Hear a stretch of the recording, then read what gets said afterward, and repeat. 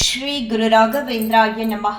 ಎಲ್ಲರಿಗೂ ನನ್ನ ನಮಸ್ಕಾರಗಳನ್ನ ತಿಳಿಸ್ತಾ ಇವತ್ತಿನ ವಿಡಿಯೋದಲ್ಲಿ ಕನಕಾಭಿಷೇಕ ಸೇವೆ ಬಗ್ಗೆ ತಿಳಿಸ್ಕೊಡ್ತಾ ಇದ್ದೀನಿ. ನನಗೆ ಮೊನ್ನೆ ಒಬ್ರು ಕಮೆಂಟ್ ಮೂಲಕ ಕೇಳಿದ್ರು ಕನಕಾಭಿಷೇಕ ಸೇವೆ ಅಂದರೆ ಏನು ತಿಳಿಸ್ಕೊಡಿ ಅಂತ. ಸೊ ಹಾಗಾಗಿ ಇವಾಗ ನಾವು ಮಂತ್ರಾಲಯಕ್ಕೆ ಹೋದಾಗಲಿ ಅಥವಾ ರಾಘವೇಂದ್ರ ಸ್ವಾಮಿಯವರ ಮಠಕ್ಕೆ ಹೋದಾಗಲಿ ನಮ್ಮ ಯಾವುದೋ ಒಂದು ಕಷ್ಟ ಕಾರ್ಪಣ್ಯಗಳನ್ನ ನಮ್ಮಿಂದ ದೂರ ಮಾಡಿ ಸ್ವಾಮಿ ನಾವು ಈ ರೀತಿಯಾದ ಒಂದು ಸೇವೆನ ನಿಮಗೆ ಮಾಡ್ತೀವಿ ಅಂತ ಹೇಳಿ ಹರಿಸ್ಕೊಳ್ತೀವಲ್ವಾ, ಆ ಹರಿಸ್ಕೊಳ್ಳೋ ಸೇವೆಗಳಲ್ಲಿ ಇದು ಕೂಡ ಒಂದು ಕನಕಾಭಿಷೇಕ ಸೇವೆ ಅನ್ನೋದು ಕೂಡ.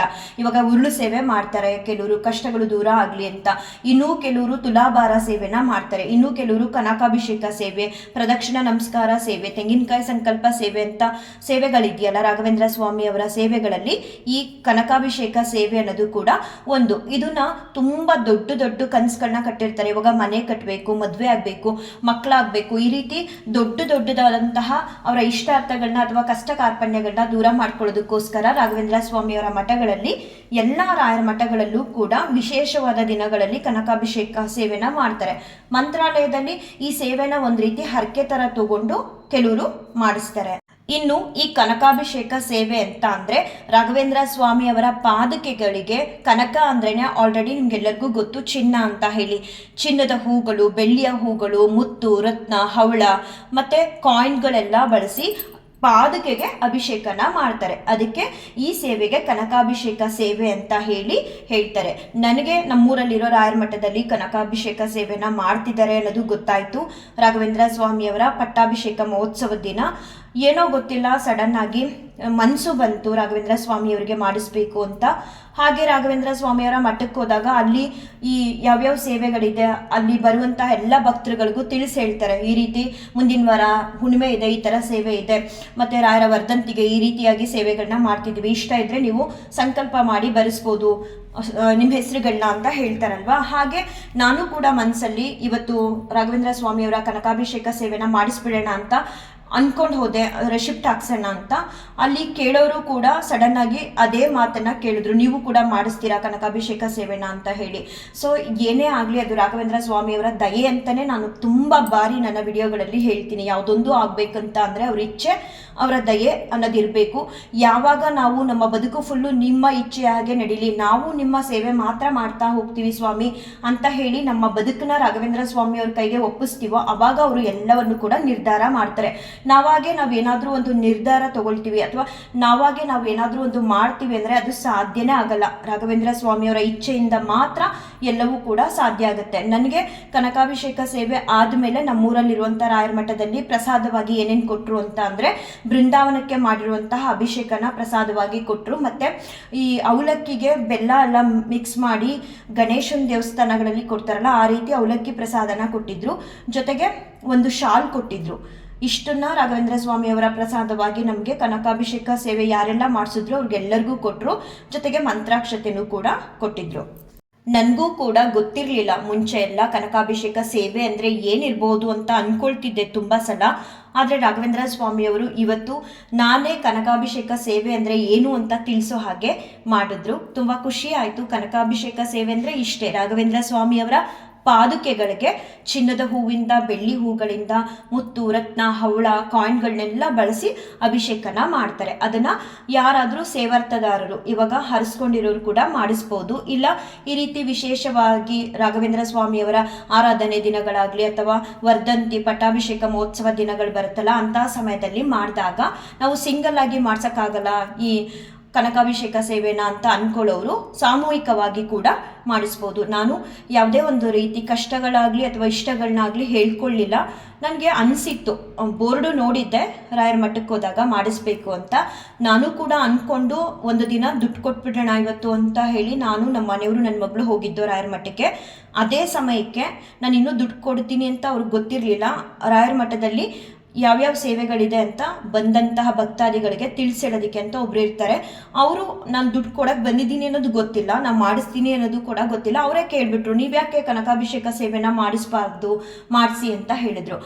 ಅವಾಗ ನಾನು ಹೇಳಿದೆ, ಇಲ್ಲ ಇವತ್ತು ಕನಕಾಭಿಷೇಕ ಸೇವೆನ ಮಾಡಿಸೋದಕ್ಕೆ ದುಡ್ಡು ಕೊಟ್ಟು ಹೋಗೋಣ ಅಂತ ಅಂದ್ಕೊಂಡೆ ಬಂದಿದ್ದೀವಿ ಅಂತ ಹೇಳಿಬಿಟ್ಟು ದುಡ್ಡು ಕೊಟ್ಟು ಬಂದಿದ್ದೆ.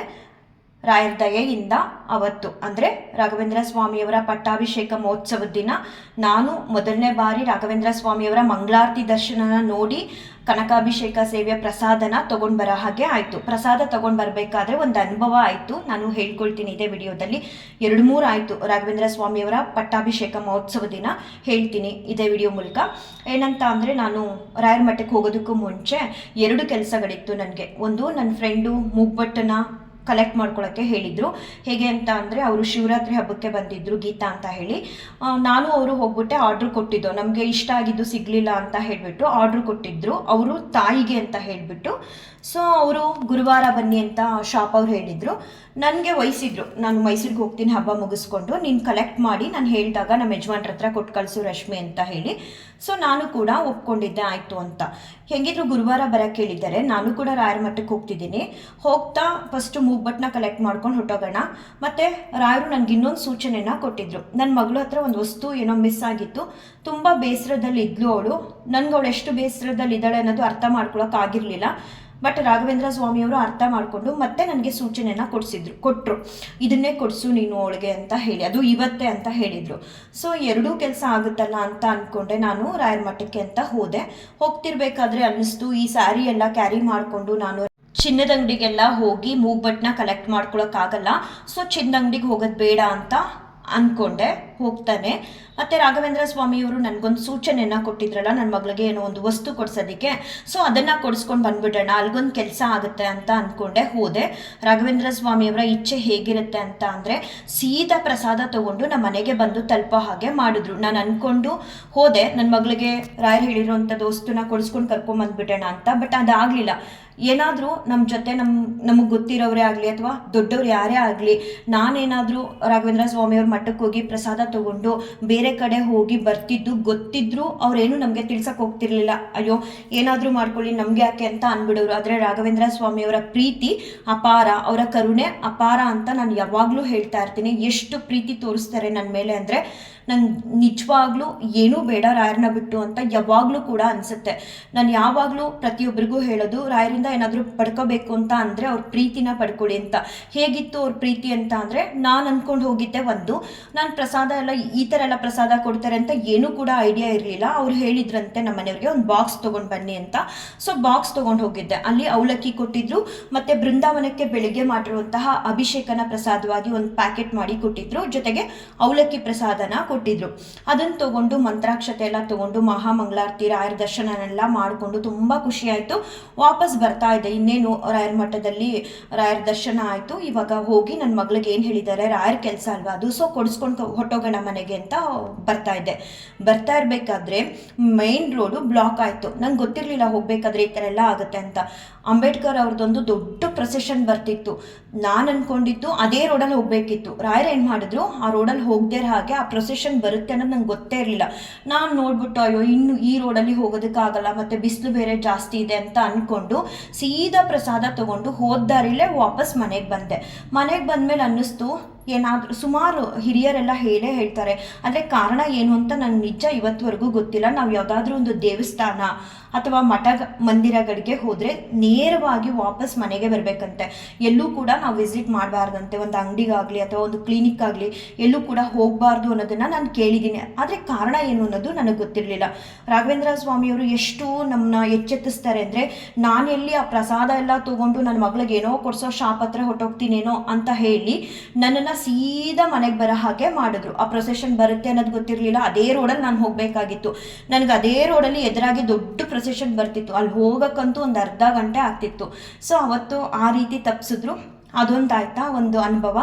ಸರಿ, ಮಧ್ಯಾಹ್ನ ಬಂದು ರಾಯರ ಪ್ರಸಾದನ ಸ್ವೀಕಾರ ಮಾಡಿದೆ. ಬೆಳಗ್ಗೆಯಿಂದ ಕೂಡ ಉಪವಾಸದಲ್ಲಿದ್ದೆ.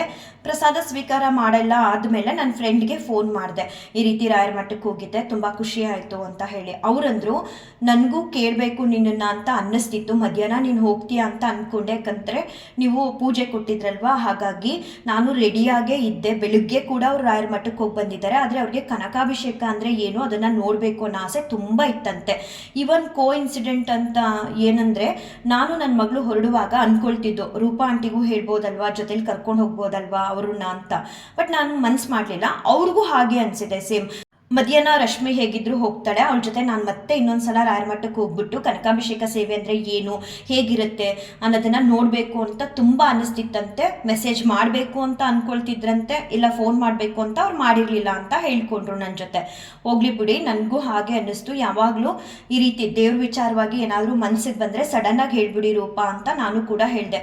ಅವ್ರೇನಾದರೂ ನನಗೆ ಮುಂಚೆನೇ ಮೆಸೇಜ್ ಮಾಡಿದರೆ ಅಥವಾ ಫೋನ್ ಮಾಡಿದರೆ ನಾನು ಅವ್ರನ್ನ ಕರ್ಕೊಂಡು ಹೋಗ್ತಿದ್ದೆ. ಅಲ್ಲಿಗೆ ಸುಮ್ಮನಾದೆ. ಮತ್ತು ಸಂಜೆ ಏನಾಯಿತು ಅಂತ ಅಂದರೆ ಮೂಗ್ಬಟ್ಟು ಕೆಲಸ ಹಾಗೆ ಪೆಂಡಿಂಗ್ ಇತ್ತು, ಹೋಗಿ ತಗೊಬರ್ಬೇಕಿತ್ತು. ಯಾಕಂದರೆ ಅವರು ಗುರುವಾರ ಮಾಡಿಕೊಡ್ತೀನಿ ಅಂತ ಹೇಳಿದ್ರಲ್ವಾ. ಸೊ ನಾನು ನನ್ನ ಮಗಳು ಸ್ವಲ್ಪ ಹೊತ್ತು ರೆಸ್ಟ್ ಮಾಡೆಲ್ಲ ಆದಮೇಲೆ ನಾನು ರಾಯರ್ಗೆ ಹೇಳ್ದೆ, ಸ್ವಾಮಿ ನಾನು ಹೋಗ್ಬಿಟ್ಟು ಮೂಗ್ಬಟ್ಟನ್ನ ಕಲೆಕ್ಟ್ ಮಾಡ್ಕೊಂಡು ಬರ್ತೀನಿ ಅಂತ. ಹಾಗೆ ನಮ್ಮ ಮನೆಯವ್ರು ಕೂಡ ತಿಳಿಸಿದ್ದೆ. ಸರಿ ಅಂತ ಹೇಳಿದರು. ಸೊ ಡೋರ್ ಹಾಕ್ಕೊಳ್ಳೋಣ ಅಂತ ಹೋದ್ನ. ಕೈ ಎಷ್ಟು ಚೆನ್ನಾಗಿ ಕೈಯಲ್ಲಿ ಗ್ರಿಪ್ ಆಗಿ ಕೀ ಬಂಚನ್ನ ನಾನು ಹಿಡ್ದಿದ್ದೆ ಅಂದರೆ, ಡೋರ್ ಹಾಕ್ತಿದ್ದೀನಿ, ಲಾಕೇ ಆಗ್ತಿಲ್ಲ. ಲಾಕ್ ಮಾಡೋ ಟೈಮ್ಗೆ ಕೀ ಬಂಚು ಕೆಳಗಡೆಯಿಂದ ಜಾರ್ ಬೀಳ್ತಿದೆ. ಆ ರೀತಿ ಒಂದು 3 ಸಲ ಆಯಿತು. ನನ್ನ ಮಗಳು ಆಲ್ರೆಡಿ ಸ್ಟೆಪ್ಸ್ ಹತ್ರ ಕೂತಿದ್ಲು. ನಾನು ಅಂದೆ, ನಿಧಿ ಇದು ಯಾಕೋ ಈ ಥರ ಆಗ್ತಿದೆ ನೋಡು, ಕೀ ಬಂಚು ಗಟ್ಟಿಯಾಗಿ ಹಿಡ್ಕೊಂಡೆ ಕೀ ಹಾಕಕ್ಕೆ ಹೋಗ್ತಿದ್ದೀನಿ, ಡೋರ್ ಲಾಕ್ ಆಗ್ತಿಲ್ಲ, ಕೆಳಗಡೆ ಬಿದ್ದು ಹೋಗ್ತಿದೆ ಅಂತ. ನಾನು ಸ್ವಾಮಿ ಇದು ಯಾಕೆ ಹಿಂಗೆ ಆಗ್ತಿದೆ ಅಂತ ಮತ್ತೆ ಡೋರ್ ಓಪನ್ ಮಾಡಿ ರಾಯರ್ನ ನೋಡಿಬಿಟ್ಟು ಮತ್ತೆ ಡೋರ್ ಹಾಕ್ತೆ. ಓ ಸದ್ಯ ಇವಾಗ ಆಯಿತು ಅಂತ ಹೇಳಿಬಿಟ್ಟು ಹೊರಡೋಣ ಅಂತ ಅಂದ್ಕೊಳ್ತಿದ್ದೆ. ಅಷ್ಟರೊಳಗಡೆ ಗಾಡಿ ಕೀ ಕೆಳಗಡೆ ಬಿದ್ದೋಯ್ತು. ಓ ನಂಗೆ ಇದು ಯಾಕೆ ಹಿಂಗೆ ಆಗ್ತಿದೆ ಅಂತ ನಂಗೆ ಅರ್ಥನೇ ಆಗಲಿಲ್ಲ. ಸರಿ ಡೋರ್ ಅಂತೂ ಲಾಕ್ ಆಯಿತು. ಗಾಡಿ ಬಿದ್ದಿರೋದನ್ನ ಎತ್ಕೊಂಡು ಗೋಲ್ಡ್ ಶಾಪ್ ಹತ್ರ ಹೋದು. ಗೋಲ್ಡ್ ಶಾಪ್ ಅವರು ನಮ್ಮನ್ನ ನೋಡಿದ ತಕ್ಷಣ ಸಡನ್ ಆಗಿ ಅವ್ರಿಗೆ ಅವಾಗ ನೆನಪಾಯ್ತು ಅಂತ ಅನ್ಸುತ್ತೆ. ನಾವು ಹೇಳಿ ಹೋಗಿದ್ದು ನೆನಪಾದ ತಕ್ಷಣ ಅವ್ರು ಹೇಳಿದ್ರು, ಇನ್ನೂ ಮಾಡಿಲ್ಲ, ನಾವು ನಾಳೆ ಬನ್ನಿ ಮಾಡಿಸ್ಕೊಡ್ತೀನಿ ಅಂತ ಹೇಳಿದ್ರು. ಸರಿ ನಾವು ಅಲ್ಲೊಂದು ಸೆಕೆಂಡ್ ಕೂಡ ನಿಲ್ಲಿಲ್ಲ, ನಾಳೆ ಬರ್ತೀವಿ ಸರ್ ಅಂತ ಹೇಳಿಬಿಟ್ಟು ನಾನು ನನ್ನ ಮಗಳು ವಾಪಸ್ ಮನೆಗೆ ಬಂದು. ಹಾಗೆ ರಾಘವೇಂದ್ರ ಸ್ವಾಮಿಯವರು ನನ್ನ ಮಗಳಿಗೆ ಏನೋ ಒಂದು ಥಿಂಗ್ಸ್ ಕೊಡ್ಸಕ್ಕೆ ಹೇಳಿದ್ರಲ್ಲ, ಮಧ್ಯಾಹ್ನ ಆಗಲಿಲ್ವಲ್ಲ, ಕೊಡಿಸ್ಕೊಂಡು ಮನೆಗೆ ಬಂದೆ. ಮನೆಗೆ ಬಂದ ಮೇಲೆ ಯೋಚನೆ ಮಾಡಿದೆ, ರಾಘವೇಂದ್ರ ಸ್ವಾಮಿಯವರು ಎಷ್ಟು ಸಲ ತಡೆದ್ರು ಅಂದರೆ ಕೈಯಲ್ಲಿ ಗಟ್ಟಿಯಾಗಿ ಕೀ ಹಿಡ್ದಿದ್ದೀನಿ. ಒಂದು ಕೈಯಲ್ಲಿ ಡೋರ್ ಎಳ್ಕೊಂಡು ಲಾಕ್ ಮಾಡ್ತಿದ್ದೀನಿ, ಲಾಕ್ ಆಗ್ತಿಲ್ಲ, ಕೆಳಗಡೆ ಕೀ ಜಾರಿ ಜಾರಿ ಒಂದು 3 ಸಲ ಅಂತೂ ಬೀಳ್ತು. ಅದಲ್ಲದೆ ಗಾಡಿ ಕೀ ಕೂಡ ಬೀಳ್ತು. ಅಂದರೆ ರಾಯರು ಹೇಳ್ತಿದ್ದಾರೆ ನನಗೆ, ನೀನು ಹೋಗಬೇಡ, ಹೋಗೋ ಕೆಲಸ ಆಗಲ್ಲ ಅಂತನೋ ಏನೋ ಗೊತ್ತಿಲ್ಲ. ನಿಜವಾಗ್ಲೂ ಅವ್ರು ಎಷ್ಟು ಪ್ರೀತಿ ತೋರಿಸ್ತಾರೆ ಅಂತ ಅಂದರೆ ಒಂದೊಂದು ಸಲ ನಾನೇ ಅವ್ರ ಮಾತನ್ನ ಮೀರಿ ಹೊಟ್ಟೋಗ್ತೀನಿ. ಆಮೇಲೆ ಬಂದ್ಬಿಟ್ಟು ಹೇಳಿದೆ, ಸ್ವಾಮಿ ನನಗಿಷ್ಟು ಸೂಚನೆ ಕೊಟ್ರಿ ನೀವಿವತ್ತು, ಬಟ್ ನಾನು ಅದನ್ನು ಕೇಳದೆ ಹೋದೆ, ದಯವಿಟ್ಟು ನನ್ನ ಕ್ಷಮಿಸ್ಬಿಡಪ್ಪ, ನಂಗೆ ಗೊತ್ತಾಗದೆ ಹೋಯ್ತು ನೀವು ಹೇಳ್ತೀರಾ ಇಂಟೆನ್ಷನ್ ಇದು ಅಂತ. ಯಾಕೋ ಡೋರ್ ಆಗ್ತಿಲ್ವಲ್ಲ ಅಂತ ಅಂದ್ಕೊಂಡು ಮತ್ತೆ ಮತ್ತೆ ಪ್ರಯತ್ನ ಪಟ್ಟು ಡೋರ್ ಲಾಕ್ ಮಾಡ್ಕೊಂಡು ಹೋದ್ವಿ ನಾವು ಅಂತ ಹೇಳಿದೆ.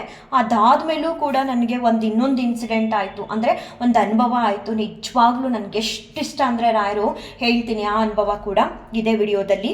ನಾನು ಮಧ್ಯಾಹ್ನ ಆಗಲೇ ಹೇಳಿದ್ದೆ, ನನ್ನ ಫ್ರೆಂಡ್ ಜೊತೆ ಮಾತಾಡಿದೆ, ಅವ್ರಿಗೆ ತುಂಬ ಇಷ್ಟ ಇತ್ತು ರಾಘವೇಂದ್ರ ಸ್ವಾಮಿಯವ್ರ ಮಠಕ್ಕೆ ನನ್ನ ಜೊತೆ ಬರೋದಕ್ಕೆ ಆಗಲಿಲ್ಲ ಅಂತ.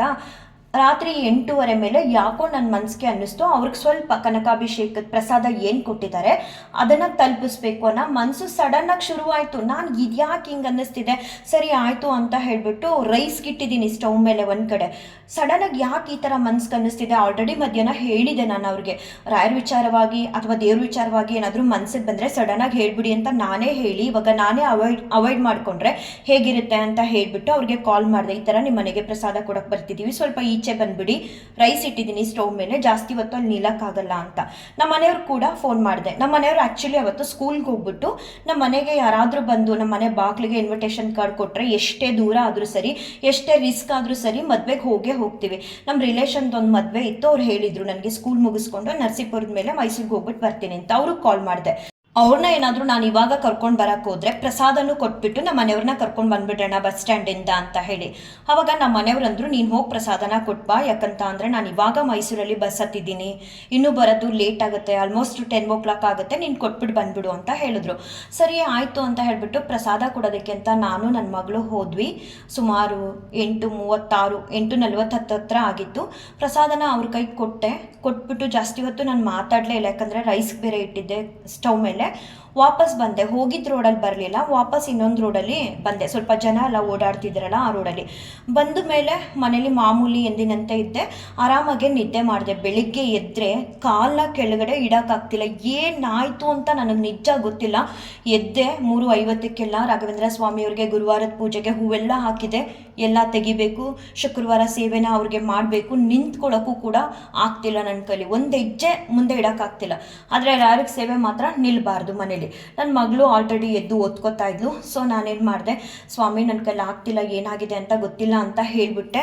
ಹೇಗೋ ನಿಧಾನಕ್ಕೆ ಹೂಗಳನ್ನೆಲ್ಲ ತೆಗೆದು ರಾಘವೇಂದ್ರ ಸ್ವಾಮಿ ಅವರಿಗೆ ಸೇವೆನ ಸಲ್ಲಿಸಿದೆ. ಆಲ್ರೆಡಿ 6:30 ಆಗೋಗಿತ್ತು. ರಾಘವೇಂದ್ರ ಸ್ವಾಮಿ ಅವರಿಗೆ ಸೇವೆನ ಸಲ್ಲಿಸೋದಕ್ಕೆ ಕೂತ್ಕೊಂಡು ನನಗೆ ಶ್ಲೋಕ ಕೂಡ ಹೇಳೋಕ್ಕಾಗ್ತಿಲ್ಲ, ನಿಂತ್ಕೊಂಡೆ ರಾಯರಿಗೆ ಸೇವೆನ ಸಲ್ಲಿಸಿದೆ. ಅದಾದಮೇಲೆ ಮನೇಲಿ ಕೆಲಸಗಳು ಇದ್ದೇ ಇರುತ್ತಲ್ವ, ಮಾಡಲೇಬೇಕು. ಹೇಗೋ ಕುಂಟ್ಕೊಂಡು ಮನೆ ಕೆಲಸಗಳನ್ನ ಮಾಡಿದೆ. ಜೊತೆಗೆ ನನ್ನ ಮಗಳು ಕೂಡ ಸಹಾಯ ಮಾಡಿದ್ಲು, ಸರೋಜ ಕೂಡ ಸಹಾಯ ಮಾಡಿದ್ಲು. ಮತ್ತೆ ಮಧ್ಯಾಹ್ನ ಆಯ್ತಾ ತುಂಬ ಪೇಯ್ನ್ ಆಗ್ತಿತ್ತು. ನಾನು ನೋಡ್ಕೊಂಡೇ ಇರಲಿಲ್ಲ. ನನ್ನ ಕಾಲೇನಿದೆ ಪೇಯ್ನ್ ಬರ್ತಿದ್ದಿದ್ದು, ಆ ಜಾಗ ಊದ್ಕೊಂಡಿತ್ತು, ಹಸಿರುಗಟ್ಟಿ ಊದ್ಕೊಂಡಿತ್ತು, ಎಲ್ಲೂ ಬಿದ್ದಿಲ್ಲ, ಗಾಡಿ ಬೀಳಿಸಿಲ್ಲ, ನಾನು ಎಲ್ಲೂ ಒಂದು ಎಡವೂ ಕೂಡ ಇಲ್ಲ.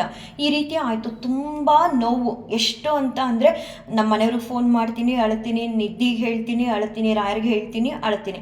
ಅಷ್ಟು ಪೇನ್ ತಡೆಯೋಕ್ಕಾಗ್ತಿಲ್ಲ ನನಗೆ. ಈ ಟ್ಯಾಬ್ಲೆಟ್ಸ್ ಎಲ್ಲ ತೊಗೊಳ್ಳೋದು ಅಂದರೆ ನಂಗೆ ಇಷ್ಟನೂ ಆಗಲ್ಲ, ಡಾಕ್ಟ್ರು ಕೂಡ ತೋರಿಸಲ್ಲ. ಮಲ್ಕೊಂಡೆ, ಸ್ವಲ್ಪ ಮಲಗಿದಾಗ ನನಗೆ ಅಷ್ಟು ಪೇಯ್ನ್ ಅಂತ ಅನ್ನಿಸ್ಲಿಲ್ಲ. ಎದ್ಮೇಲೆ ಮತ್ತೆ ಸಂಜೆ ಪೇಯ್ನು. ಸರಿ 6 ಗಂಟೆಗೆ ರಾಘವೇಂದ್ರ ಸ್ವಾಮಿಯವ್ರ ಹತ್ರ ಬಂದ್ಬಿಟ್ಟು ಹೇಳಿದೆ, ಸ್ವಾಮಿ ಯಾಕೋ ನನ್ನ ಮನಸ್ಸಿಗೆ, ನನ್ನ ಫ್ರೆಂಡ್ ಅನ್ನೋದಕ್ಕಿಂತ ಹೆಚ್ಚಾಗಿ ಅವರು ನಮಗೆ ಮೊದಲನೇ ಓನರು, ತುಂಬ ಒಳ್ಳೆಯವರು, ಮತ್ತು ನನ್ನ ಎಲ್ಲ ಕಷ್ಟಗಳ ಜೊತೆ ಅವ್ರು ಬಂದು ನಿಲ್ತಾರೆ, ಅವ್ರಿಗೆ ಪ್ರಸಾದ ಕೊಡಬೇಕು ಅಂತ ಹೇಳಿ ಹೋದೆ. ನಾನು ಹೋಗಿದ್ದ ರೋಡಲ್ಲಿ ಏನು ನೆಗೆಟಿವಿಟಿ ಇತ್ತೋ ಏನೋ ನನಗೆ ಗೊತ್ತಿಲ್ಲ ಸ್ವಾಮಿ, ನಾನು ಪ್ರಸಾದ ಕೊಡೋಕ್ಕೆ ಹೋಗಿದ್ದೆ ತಪ್ಪ, ನನ್ನ ಮನಸ್ಸಿಗೆ ಯಾಕೆ ಅನ್ನಿಸ್ತು ಪ್ರಸಾದ ಕೊಡಬೇಕು ಅಂತ ಹೇಳಿ. ಇವಾಗ ನನಗೆ ಕಾಲು ನೋವನ್ನ ತಡೆಯೋಕ್ಕಾಗ್ತಿಲ್ಲ, ನೀವೇನು ಮಾಡ್ತೀರಾ ಅಂತ ನನಗೆ ಗೊತ್ತಿಲ್ಲ ಸ್ವಾಮಿ ಅಂತ ಹೇಳಿಬಿಟ್ಟು ಕೂರಕ್ಕಾಗ್ತಿಲ್ಲ, ನಿಂತ್ಕೊಂಡೇ ಇದ್ದೆ ರಾಯರ ಮುಂದೆ. 6 ಗಂಟೆಲಿ ನಿಂತ್ಕೊಂಡು ಬೇಡ್ಕೊಂಡೆ, ನನ್ನ ಕೈಲಿ ಆಗ್ತಿಲ್ಲ ಸ್ವಾಮಿ, ಇನ್ನು ನನ್ನ ಕೈ ನೋವು ತಡೆಯೋಕ್ಕಾಗಲ್ಲ, ನೀವು ನಂಗೆ ಸರಿ ಮಾಡಿಕೊಡ್ಲೇಬೇಕು ಅಂತ ಹೇಳಿದೆ. ಆವಾಗ ಮಂತ್ರಾಕ್ಷತೆನ ನಾನು ತಲೆ ಮೇಲೆ ಹಾಕೋಬೇಕು ಅನ್ನೋ ಮನಸ್ಸು ಬಂತು. ಸೊ 1-2 ಕಾಳು ಮಂತ್ರಾಕ್ಷತೆನ ತಲೆ ಮೇಲೆ ಹಾಕೊಂಡೆ. ಅದಾದಮೇಲೆ ಉದ್ಧರಣೆ ಪಂಚಪತ್ರೆ ಅಂತ ಹೇಳ್ತೀವಲ್ವ, ಅದರಲ್ಲಿ ನೀರಿತ್ತು. ನನಗೆ ಯಾಕೋ ರಾಘವೇಂದ್ರ ಸ್ವಾಮಿಯವರು ಹೇಳ್ತಿದ್ದಾರೆ ಅಂತ ಅನ್ನಿಸ್ತು. ಆ ನೀರನ್ನ ತಗೊಂಡು ಪ್ರೋಕ್ಷಣೆ ಮಾಡ್ಕೋಬೇಕು ಅಂತ. ಅಂದರೆ ಈಗ ನಾವು ದೇವಸ್ಥಾನಗಳಿಗೆ ಹೋದರೆ ಒಂದು ರೀತಿ ಏನಾದರೂ ಮಕ್ಕಳು ಚಂಡಿ ಹಿಡಿತಿದ್ರೆ ಅಥವಾ ಮಕ್ಳಿಗೆ ಏನಾದರೂ ಹುಷಾರಿಲ್ಲ ಅಂದರೆ ತೀರ್ಥದ ನೀರು ಹಾಕ್ತಾರಲ್ಲ ಪುರೋಹಿತರುಗಳು, ಆ ರೀತಿ ನನಗೆ ಹಾಕೋಬೇಕು ಅಂತ ಮನಸ್ಸಾಯಿತು ಸಡನ್ನಾಗಿ. ಸರಿ, ಇದು ಯಾಕೋ ರಾಘವೇಂದ್ರ ಸ್ವಾಮಿಯವರು ಹೇಳ್ತಿರೋದೇನೆ, ಇಲ್ಲಾಂದ್ರೆ ನನಗೆ ಯಾಕೆ ಹೀಗೆ ಅನ್ನಿಸುತ್ತೆ ಅಂತ ಹೇಳಿಬಿಟ್ಟು ಪಂಚಪತ್ರೆ ಉದ್ಧರಣೆಯಲ್ಲಿ ಇದ್ದಂತಹ ನೀರನ್ನ ತಗೊಂಡು ನನಗೆ ನಾನೇ ರಾಘವೇಂದ್ರ ಸ್ವಾಮಿಯವರ ಮೂಲ ಮಂತ್ರನ ಹೇಳ್ಕೊಂಡು ಹೀಗೆ ಪ್ರೋಕ್ಷಣೆ ಮಾಡಿಕೊಂಡೆ ಒಮ್ಮೆ. ಅದಾದಮೇಲೆ ಹೇಗೋ ಕಷ್ಟಪಟ್ಟು ಕೆಳಗಡೆ ಕೂತ್ಕೊಂಡೆ. ಈ ರೀತಿ ನೀಟಾಗಿ ಪದ್ಮಾಸನದಲ್ಲಿ ಕೂತ್ಕೊಳ್ಳೋಕ್ಕಾಗಲಿಲ್ಲ ನನಗೆ. ಹೇಗೋ ಸ್ವಲ್ಪ ಮಂಡಿ ಎಲ್ಲ ಮೇಲೆ ಮಂಡಿಗಾಲಲ್ಲೇ ಕೂತ್ಕೊಂಡು ರಾಘವೇಂದ್ರ ಸ್ವಾಮಿಯವ್ರಿಗೆ ಸೇವೆನ ಸಲ್ಲಿಸಿದೆ. 20 ನಿಮಿಷ ಸೇವೆ ಸಲ್ಲಿಸಿ ಎದ್ದೇಳೋ ಅಷ್ಟರೊಳಗಡೆ ಕಾಲು ನೋವೇ ಇರಲಿಲ್ಲ. ಎಷ್ಟು ಕುಣಿದಾಡಿದೆ ನಾನು ಅಂತ ಅಂದರೆ, ಎಷ್ಟು ಹತ್ಬಿಟ್ಟಿದೆ ಅಂದರೆ ನೋವು ತಡೆಯೋಕ್ಕಾಗ್ತಿಲ್ಲ, ನೋವು ಸಹಿಸೋಕ್ಕಾಗ್ತಿಲ್ಲ. ಅದೇ ರಾಘವೇಂದ್ರ ಸ್ವಾಮಿಯವ್ರ ಮಂತ್ರಾಕ್ಷತೆನ ಹಾಕ್ಕೊಂಡು ಪಂಚಪತ್ರೆ ಉದ್ಧರಣೆಯಲ್ಲಿ ಇದ್ದಂತಹ ನೀರನ್ನ ಪ್ರೋಕ್ಷಣೆ ಮಾಡಿಕೊಂಡು ಹೇಗೋ ಕೂತ್ಕೊಂಡು ಅವ್ರಿಗೆ ಸೇವೆನ ಸಲ್ಲಿಸಿ ಎದ್ದೇಳ್ತೀನಿ, ಕಾಲು ನೋವು ಇರಲಿಲ್ಲ. ಎಷ್ಟು ಖುಷಿ ಆಯಿತು ನನಗೆ ಅಂತಂದರೆ ನಿಜವಾಗ್ಲೂ ಅಷ್ಟಿಷ್ಟಲ್ಲ. ನಾನು ನನ್ನ ಮಗಳಿಗೆಲ್ಲ ಹೇಳಿದೆ, ನೋಡು ಎಷ್ಟು ಬೇಗ ವಾಸಿ ಮಾಡಿದ್ರು ಗೊತ್ತಾ, 20 ನಿಮಿಷದಲ್ಲಿ ನನ್ನ ಕಾಲು ನೋವು ಹೋಯ್ತು, ಹಾಗೆ ಹೀಗೆ ಅಂತ ಹೇಳ್ಕೊಂಡು ಕುಣಿದು ಕುಪ್ಪಳಿಸ್ಬಿಟ್ಟೆ ರಾಘವೇಂದ್ರ ಸ್ವಾಮಿಯವರು. ನನಗಂತೂ ನಿಜವಾಗ್ಲೂ ಹೇಳ್ತೀನಿ, ಯಾವುದೊಂದು ಕೇಳಿದ್ರು ಇಲ್ಲ ಅಂದ ಹಾಗೆ ಮಾಡಿಕೊಡ್ತಾ ಬರ್ತಿದ್ದಾರೆ. ನಾನು ಅಂದೆ, ಸ್ವಾಮಿ ಇದೆಲ್ಲ ಕೇಳಿಸುತ್ತಲ್ವ ನಿಮಗೆ, ಎಷ್ಟು ಖುಷಿ ಆಗುತ್ತಲ್ವ ನನಗೆ, ಇಷ್ಟು ಬೇಗ ನೀವು ಕಾಲು ನೋವು ಕಮ್ಮಿ ಆಗಾಗ ಮಾಡಿಕೊಟ್ರಿ ಅಂತ ಹೇಳಿದೆ. ಅದಕ್ಕೆ ನನಗೆ ರಾಯರಂದರೆ ತುಂಬ ಇಷ್ಟ. ಯಾವಾಗಲೂ ಹೇಳೋದು ರಾಘವೇಂದ್ರ ಸ್ವಾಮಿಯವ್ರ ಹತ್ರ ಅದು ಬೇಕು ಇದು ಬೇಕು ಅಂತ ಏನೂ ಕೇಳಬೇಡಿ, ಅವ್ರು ಸೇವೆ ಮಾಡಬೇಕು ಮಾಡಿ, ಅವ್ರು ಸೇವೆ ಮಾಡ್ತಾ ಅವ್ರಿಗೆ ಹತ್ರ ಆದರೆ ಅವ್ರು ನಮ್ಮನ್ನು ತುಂಬ ಚೆನ್ನಾಗಿ ನೋಡ್ಕೋತಾರೆ. ಹೇಗೆ ಅಂತ ಇದೇ ವಿಡಿಯೋದಲ್ಲಿ ಹೇಳಿದ್ದೀನಿ, ನೋಡ್ಬೋದು ನೀವು. ಮನೆಗೆ ಸೀದಾ ಪ್ರಸಾದನ ತೊಗೊಂಡು ಬರಬೇಕು, ಅದು ಪದ್ಧತಿ, ಮತ್ತು ಅದು ಒಳ್ಳೇದು ಕೂಡ. ದೇವಸ್ಥಾನಕ್ಕೆ ಹೋದವರು ಅದು ನನಗೆ ಗೊತ್ತಿರಲಿಲ್ಲ, ಇನ್ನೆಲ್ಲೋ ಹೋಗಬೇಕು ನನ್ನ ಮಗಳಿಗೆ ಕೊಡ್ಸೋಕ್ಕೆ ಅಂದ್ಕೊಂಡೆ. ಆದರೆ ರಾಯರು ಏನು ಮಾಡಿದ್ರು, ಪ್ರಸಾದ ಸಹಿತ ಮನೆಗೆ ಬರೋ ಹಾಗೆ ನನ್ನನ್ನು ಮಾಡಿದ್ರು. ಅದನ್ನು ಹೇಳ್ಕೊಡೋಕ್ಕೆ ಯಾರಿದ್ರು ನನಗೆ ಗೊತ್ತಾಗ್ತಿರ್ಲಿಲ್ಲ. ಇನ್ನೊಂದು, ನಾನು ಮೂಗ್ಬಟ್ಟನ್ನ ಇಸ್ಕೊಂಡು ಬರೋಕ್ಕೆ ಹೋಗಬಾರ್ದು, ಅಲ್ಲಿ ಹೋದರೆ ಆ ಕೆಲಸ ಆಗಲ್ಲ ಅನ್ನೋದು ಗೊತ್ತಿತ್ತು. ಪಾಪ ಸುಮ್ಮನೆ ಯಾಕೆ ಕಳಿಸೋದು ಅಂತಲೋ ಏನೋ ರಾಯರು ತಡೆದ್ರು. ಅದನ್ನು ಕೂಡ ನಾನು ತಿಳ್ಕೊಳ್ಳದೆ ಹೋದೆ. ಅದಾದಮೇಲೆ ಕಾಲು ನೋವು ಬಂತು, ತುಂಬ ಅತ್ತೆ ಸ್ವಾಮಿ ನನ್ನ ಕೈಲಿ ಆಗ್ತಿಲ್ಲ, ನಾನು ನಿಮ್ಮ ಪ್ರಸಾದ ಕೊಡೋಕೆ ಹೋಗಿದ್ದೆ ತಪ್ಪ, ಯಾವ ರೋಡಲ್ಲಿ ಏನಿರುತ್ತೋ ಏನೋ ಗೊತ್ತಾಗಲ್ಲ, ಹೇಳ್ತಾರಲ್ಲ ಹಿರಿಯರೆಲ್ಲರೂ ಮುಸ್ಸಂಜೆ ಆದಮೇಲೆ ಹೆಣ್ಮಕ್ಳು ಓಡಾಡಲೇಬಾರ್ದು ಅಂತ. ನಾನು ಯಾಕೆ ಸಡನ್ನಾಗಿ ಪ್ರಸಾದ ಕೊಡಬೇಕು ಅಂತ ಅನ್ನಿಸ್ತೋ ಏನೋ ಗೊತ್ತಿಲ್ಲ, ನಿಮ್ಮ ಪ್ರಸಾದ ಕೊಡೋದಕ್ಕೆ ಹೋದೆ, ದಯವಿಟ್ಟು ಕ್ಷಮಿಸಿ ನನ್ನಪ್ಪ, ನಂಗೆ ನೀವು ಸಹಾಯ ಮಾಡಬೇಕು ಅಂತ ತಕ್ಷಣ 20 ನಿಮಿಷದಲ್ಲಿ. ಆದರೂ ಏನು ಡಾಕ್ಟರ್ ಹತ್ರ ಕಳಿಸಿದ್ರ, ಏನೂ ಇಲ್ಲ, ಮೆಡಿಸಿನ್ಸ್ ತೊಗೊಂಡ, ಏನೂ ಇಲ್ಲ. ಅವರ 2 ಮಂತ್ರಾಕ್ಷತೆ ಜೊತೆಗೆ ಪಂಚಪತ್ರೆ ಉದ್ಧರಣೆಯಲ್ಲಿ ಇದ್ದಂತಹ ನೀರನ್ನ ಪ್ರೋಕ್ಷಣೆ ಮಾಡಿ ಮಾಡ್ಕೊಂಡಿದ್ರಿಂದ ನನ್ನ ಬೆಳಿಗ್ಗೆಯಿಂದ ಏನು ಹತ್ತಿದೆ ಕಾಲು ನೋವು ಅಂತ ಎಷ್ಟೆಲ್ಲ ಕಷ್ಟಪಟ್ಟೆ ಅದೆಲ್ಲವೂ ಕೂಡ 20 ನಿಮಿಷದಲ್ಲಿ ತೆಗೆದಾಕಿದ್ರು. ಕೂತವಳು ಆರಾಮಾಗಿದ್ದೆ. ನಾನು ಈಗಲೂ ಕೂಡ ನೆನ್ಪು ಮಾಡ್ಕೊಳ್ತೀನಿ, ಮೊನ್ನೆ ಎಲ್ಲ ಕಾಲು ನೋವು ಪಟ್ನಲ್ಲ, ಅದು ಹೆಂಗೆ ಬಂತು, ಆ ನೋವು ಹೇಗಿತ್ತಲ್ವ ಅಂತ.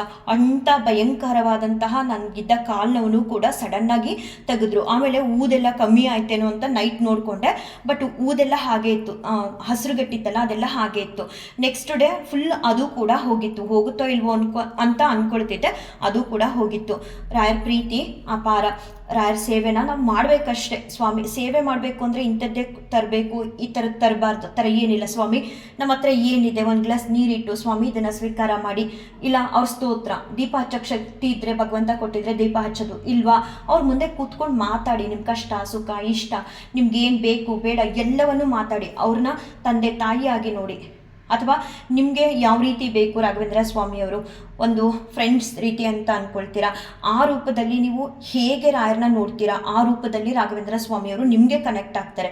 ನಾವು ಅವ್ರಿಗೆ ಸಮಯನ ಕೊಡಬೇಕು. ನಾವೇನು ಮಾಡ್ತೀವಿ, ನಮ್ಮ ಸಮಯ ಎಲ್ಲನೂ ಯಾವುದೋ ಮನುಷ್ಯರು ಕೊಡ್ತೀವಿ. ಯಾರೂ ನಮ್ಮ ಕಷ್ಟಕ್ಕೆ ಆಗದೇ ರಾಘವೇಂದ್ರ ಸ್ವಾಮಿಯವರು, ನಮಗೆ ಜ್ಞಾನ ಕೊಡೋದೇ ರಾಘವೇಂದ್ರ ಸ್ವಾಮಿಯವರು. ನಾವೇನು ಮಾಡ್ತೀವಿ, ಜಾಸ್ತಿ ಮನುಷ್ಯರ ಮೇಲೆ ಡಿಪೆಂಡ್ ಆಗ್ತೀವಿ. ರಾಘವೇಂದ್ರ ಸ್ವಾಮಿಯವ್ರನ್ನ ಪೂಜಿಸ್ತಿದ್ರು ಕೂಡ ರಾಯರಿಗೆ ಹೆಚ್ಚಿನ ಸಮಯ ಕೊಡೋಕ್ಕೆ ಹೋಗಲ್ಲ. ಗುರುವಾರ ಬಂತ ಪೂಜೆ ಮಾಡ್ತೀವಿ, ಬೆಳಗ್ಗೆ ಪೂಜೆ ಮಾಡ್ತೀವಿ, ಸುಮ್ಮನಾಗ್ತೀವಿ. ನಮ್ಮ ಸರ್ವವೂ ಅವರೇ ಅಂತ ತಿಳ್ಕೊಂಡು ಅವ್ರ ಸೇವೆನ ಮಾಡಿದಾಗ ಎಷ್ಟು ಹೂ ಥರ ನೋಡ್ಕೋತಾರೆ ರಾಘವೇಂದ್ರ ಸ್ವಾಮಿಯವರು. ನಮಗೆ ಗೊತ್ತಿರಲ್ಲ ನೆಕ್ಸ್ಟ್ ಏನಾಗುತ್ತೆ ಅಂತ, ಆದರೆ ಆಗೋಂಥ ತೊಂದರೆಗಳಿಂದ ನಮ್ಮನ್ನು ಕಾಪಾಡೋ ಪ್ರಯತ್ನನ ಮಾಡ್ತಾರೆ. ನಾವೇನೇ ಒಂದು ಕೇಳ್ಕೊಂಡು ಅವ್ರ ಮುಂದೆ ಗೊತ್ತಾಗಲು ಸಡನ್ನಾಗಿ ಅದನ್ನು ವಾಸಿ ಮಾಡ್ಕೋತಾರೆ, ಸಡನ್ನಾಗಿ ಅದನ್ನೆಲ್ಲ ನಮಗೆ ಕರುಣಿಸ್ತಾರೆ. ನನಗಾಗೋ ಅನುಭವನ ಪ್ರತಿಯೊಂದೂ ಅಷ್ಟೇ, ಇವೆಲ್ಲವೂ ಕೂಡ ಸತ್ಯವಾದಂತಹ ಘಟನೆಗಳು. ನನಗೆ ನನ್ನ ಅನುಭವಗಳನ್ನ ಹೇಳ್ಕೊಳ್ಳೋದು ಅಂದರೆ ತುಂಬ ಇಷ್ಟ. ಆ್ಯಕ್ಚುಲಿ ಮೊನ್ನೆನೇ ಮಾಡ್ಬೋದಿತ್ತು ನನಗೆ ಈ ಥರ ಎಲ್ಲ ಆಯಿತು ಅಂತ. ಒಂದು ಕಡೆ ಕಾಲು ನೋವು ಅವಾಗ ತಾನೇ ಕಮ್ಮಿ ಆಗಿತ್ತು, ಮತ್ತು ಮನೇಲಿ ಮಗಳಿಗೆ ಎಕ್ಸಾಮ್ ಕೂಡ ನಡೀತಿದೆ. ಸೊ ಫ್ರೀಯಾಗಿ ಟೈಮ್ ಮಾಡಿಕೊಂಡು ಹೇಳೋಣ. ಹಾಗೆ ನಾಳೆ ರಾಘವೇಂದ್ರ ಸ್ವಾಮಿಯವರ ವರ್ಧಂತಿ ಕೂಡ ಬರ್ತಿದೆ, ಅಂದರೆ ಮಂಗಳವಾರ, ಇನ್ನೆರಡು ದಿನ ಇದೆ.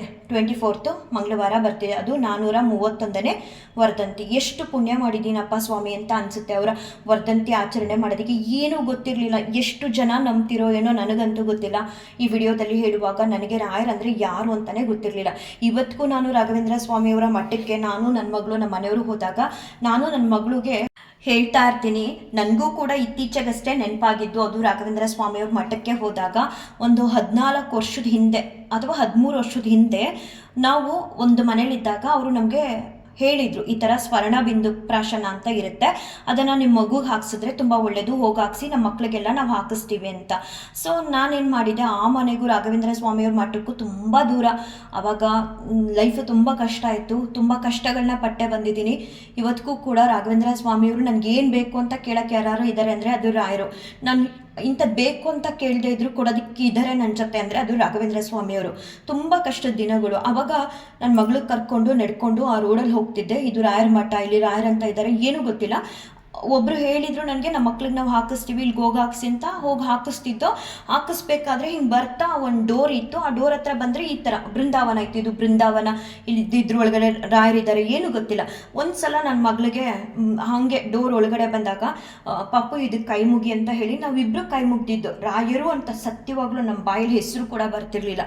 ಅಷ್ಟೇ, ಅವತ್ತಿಂದ ಇಲ್ಲಿವರೆಗೂ ನಮ್ಮನ್ನು ಕಾಯ್ತಾ ಬರ್ತಿರ್ತಾರೆ ಅಂತ ನಾನು ಅಂದ್ಕೊಂಡಿರಲಿಲ್ಲ. ಜೀವನದಲ್ಲಿ ತುಂಬ ಕಷ್ಟಗಳನ್ನ, ಅವಮಾನಗಳನ್ನ, ನೋವುಗಳನ್ನ ಎದುರಿಸಿದ್ದೀನಿ. ಆದರೆ ಪ್ರತಿ ಕಷ್ಟ, ಅವಮಾನ, ನೋವುಗಳ ಜೊತೆನೂ ನನ್ನ ಜೊತೆ ಭಗವಂತ ಇದ್ದಾರೆ ಅನ್ನೋದು ನನಗೆ ಗೊತ್ತಾಗ್ತಿರ್ಲಿಲ್ಲ, ಇದ್ದಾರೆ ಅನ್ನೋದು ನನ್ನ ಗಮನಕ್ಕೆ ಬರ್ತಿರ್ಲಿಲ್ಲ. ಆದರೆ ರಾಘವೇಂದ್ರ ಸ್ವಾಮಿಯವರು ಬಂದ ಮೇಲೆ ಇಡೀ ಜೀವನನೇ ಬದಲಾಯಿಸ್ತಾನೂ ಇದ್ದಾರೆ, ಇನ್ನೂ ಕೂಡ ಮುಂದೆ ಬದಲಾಯಿಸ್ತಾರೆ.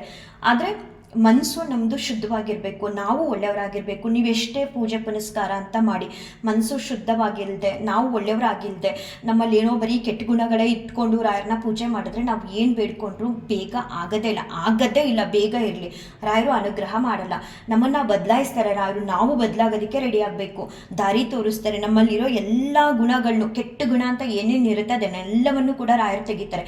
ಬರೀ ರಾಯರು ಬರ್ತಾರೆ ನಮ್ಮ ಮನೆಗೆ, ಬರೀ ನಮ್ಮ ಕಷ್ಟಗಳನ್ನ ಮಾತ್ರ ಕಳೀತಾರೆ ಅಂತ ಅನ್ಕೋಬೇಡಿ. ನಿಮ್ಮ ಮನೇಲಿ ಇರೋ ಎಲ್ಲರಲ್ಲೂ ಗುಣಗಳನ್ನ, ನಮ್ಮ ಆಚಾರ ವಿಚಾರಗಳನ್ನ ಎಲ್ಲವನ್ನು ಕೂಡ ಟೋಟಲ್ ಆಗಿ ಬದಲಾಯಿಸ್ತಾರೆ. ಒಂದೇ ವರ್ಡಲ್ಲಿ ಹೇಳಬೇಕು ಅಂತ ಅಂದರೆ, ನಾನು ತುಂಬ ಸಲ ಈ ವರ್ಡ್ನ ಹೇಳಿದ್ದೀನಿ. ಒಬ್ಬ ಮನುಷ್ಯ ಸತ್ತ ಮೇಲೇನೆ ಪುನರ್ಜನ್ಮ ಪಡ್ಕೊಳ್ಳೋದಕ್ಕೆ ಸಾಧ್ಯ. ಬದುಕಿದ್ದಾಗಲೂ ನಾವು ಪುನರ್ಜನ್ಮನ ಪಡ್ಕೊಳ್ತೀವಿ ಅಂತ ಅಂದರೆ ಅದು ನಮ್ಮ ರಾಘವೇಂದ್ರ ಸ್ವಾಮಿಯವರಿಂದ ಮಾತ್ರ. ಎಲ್ಲ ರೀತಿಲೂ ನಮ್ಮನ್ನು ಬದಲಾಯಿಸ್ಬಿಡ್ತಾರೆ. ಅದೇನೋ ಹೇಳ್ತಾರೆ, ಚಿನ್ನನ್ನು ಅರ್ದು ಏನೋ ಹೇಳ್ತಾರೆ, ನಂಗೆ ಅದು ಕರೆಕ್ಟಾಗಿ ಬರಲ್ಲ. ಅದಕ್ಕಿಂತ ಒಂದು ಕಲ್ಲನ್ನು ಹೇಗೆ ಶಿಲೆ ಮಾಡ್ತಾರೋ ಕುಟ್ಟಿ ಕುಟ್ಟಿ ಕುಟ್ಟಿ ಆ ರೀತಿ ರಾಯರು ನಮ್ಮನ್ನು ಬದಲಾಯಿಸ್ಬಿಡ್ತಾರೆ. ನಾವು ಶಿಲೆ ಆಗದೆ ಇದ್ರೂ ಒಬ್ಬ ಒಳ್ಳೆ ಮನುಷ್ಯನಾಗಿ ಬದಲಾವಣೆ ಮಾಡ್ತಾರೆ. ನಮಗೆಲ್ಲವನ್ನು ನಾವು ಕೇಳಿದೆಲ್ಲ ಸೌಕರ್ಯಗಳನ್ನ ಕೊಡದೇ ಇದ್ರೂ ನೆಮ್ಮದಿಯಾಗಿರೋದಕ್ಕೆ ಏನು ಬೇಕು ಮೂಲಭೂತವಾಗಿ ಅದೆಲ್ಲವನ್ನು ರಾಘವೇಂದ್ರ ಸ್ವಾಮಿಯವರು ನಮಗೆ ಅನುಗ್ರಹ ಮಾಡ್ತಾರೆ. ಮಂಗಳವಾರ ರಾಯರ ವರ್ಧಂತಿ ಇದೆ, ಯಥಾಶಕ್ತಿ ಆಲ್ರೆಡಿ ವಿಡಿಯೋಗಳಲ್ಲಿ ಹೇಳಿದ್ದೀನಿ. ಶ್ರೀನಿವಾಸ ದೇವರ ವರಪ್ರಸಾದದಿಂದ ರಾಯರು ಹುಟ್ಟಿದ್ದು ಮಂಗಳವಾರ ಬಂದಿದೆ ಈ ಸಲ ರಾಯರ ವರ್ಧಂತಿ. ಶ್ರದ್ಧಾ ಭಕ್ತಿಯಿಂದ ರಾಯರ ಸೇವೆನ ಮಾಡಿ ರಾಘವೇಂದ್ರ ಸ್ವಾಮಿಯವರ ಅನುಗ್ರಹ ಆಶೀರ್ವಾದನ ಪಡ್ಕೊಡಿ. ಏನೊಂದೂ ಕೂಡ ಬಿಡೋದಕ್ಕೆ ಹೋಗ್ಬೇಡಿ. ಬದಲಾಗಿ ರಾಘವೇಂದ್ರ ಸ್ವಾಮಿಯವ್ರ ಹತ್ರ ಹೇಳ್ಬಿಡಿ, ಸ್ವಾಮಿ ಈಗ ತಾನೇ ಹುಟ್ಟಿರುವಂಥ ಮಕ್ಕಳಿದ್ದ ಹಾಗೆ ನಾವು ನಿಮ್ಮ ಮುಂದೆ ನಮ್ಮ ಬದುಕನ್ನು ರೂಪಿಸುವಂತಹ ಜವಾಬ್ದಾರಿ ನಿಮ್ಮದು, ನಮ್ದೇನಿಲ್ಲ, ನೀವು ಹೇಗೆ ಕರ್ಕೊಂಡು ಹೋದರೂ ನಾವು ಬರ್ತೀವಿ ಅಂತ ಹೇಳ್ಬಿಡಿ. ರಾಘವೇಂದ್ರ ಸ್ವಾಮಿಯವರು ತೋರಿಸಿದ ದಾರಿಲಿ ನಡೆಯುವಂಥ ಪ್ರಯತ್ನನ ಮಾಡಿ ನಮ್ಮ ಸ್ವಂತ ತಂದೆ ತಾಯಿಗಿಂತ ಹೆಚ್ಚಿನ ಪ್ರೀತಿ ಅನ್ನೋದನ್ನು ಕೊಟ್ಟು ಜವಾಬ್ದಾರಿ ಅನ್ನೋದನ್ನು ತಗೊಂಡು ರಾಯರು ನಮ್ಮನ್ನು ನೋಡ್ಕೊಳ್ತಾರೆ. ನನಗೆ ಆದಂತಹ, ಅದರಲ್ಲೂ ರಾಘವೇಂದ್ರ ಸ್ವಾಮಿಯವರ ಪಟ್ಟಾಭಿಷೇಕ ಮಹೋತ್ಸವ ದಿನ ಆದಂತಹ ಅನುಭವಗಳನ್ನ ತಿಳಿಸ್ತಾ ಈ ಒಂದು ವಿಡಿಯೋನ ಎಂಡ್ ಮಾಡ್ತಾ ಇದ್ದೀನಿ. ಶ್ರೀಕೃಷ್ಣಾರ್ಪಣಮಸ್ತು, ಶ್ರೀಕೃಷ್ಣಾರ್ಪಣಮಸ್ತು, ಶ್ರೀಕೃಷ್ಣಾರ್ಪಣಮಸ್ತು.